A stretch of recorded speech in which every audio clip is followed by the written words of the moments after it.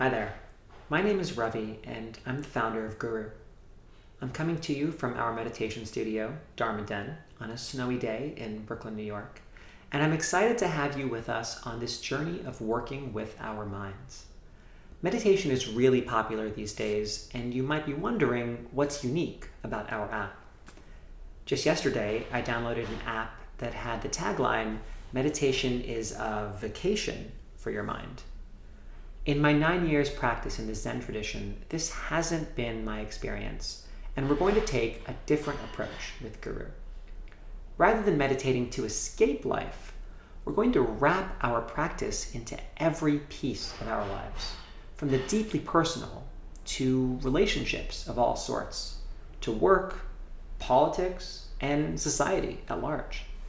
We'll practice traditional mindfulness meditation, as well as contemplation, reflection, and journaling.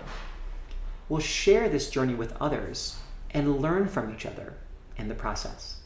And we'll ground this journey in wisdom teachings on the nature of mind and reality, exploring what it means to live wisely in today's world, both in theory and practice.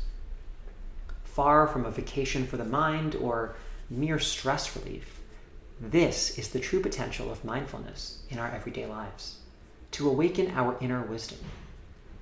Traditionally, a guru is someone who both shows us the path of wisdom and offers us gentle compassion as we try to walk that path, which is always a messy process. We named this app Guru because we're offering practices that we hope will get us more deeply in touch with our inner guru. Each session will consist of an audio-guided meditation and a contemplation in one of these areas, culminating in a question or a prompt for you to reflect on and respond to. You'll be able to share your responses with others, only if you want, and read what others had to say. In my practice, I have learned so much from hearing other people describe their experiences and points of view, and having space to share my own. So you can do the first meditation immediately, and we'll post a new one every few days. Right now, the app offers access only to the latest meditation, though we'll figure out a way to give you the full library down the road. Thank you so much for downloading this app. I sincerely hope it puts you in deeper touch with your inner guru and that you share that guru with the rest of us.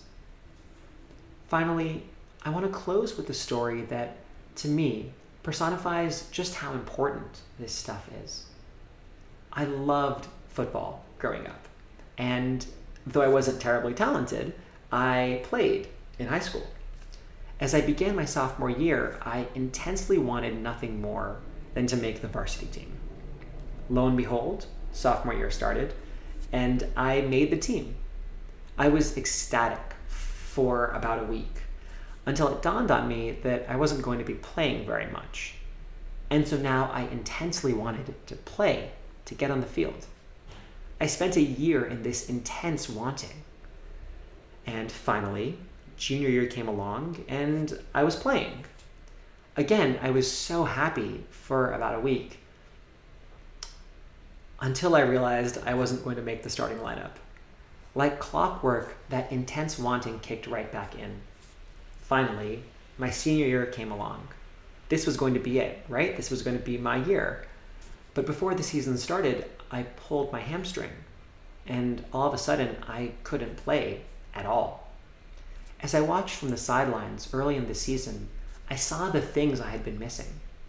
People running around and tackling, the highs of wins, the lows of defeats, and through it all, the camaraderie of the team, deep and meaningful friendships, teammates supporting each other. My narrative had been so loud in my head that I was missing the whole point of playing football, to play and have fun with my friends. When I got back on the field, I was able to savor the last few weeks I had in my life to play competitive football, because clearly I wasn't going to be able to play in college.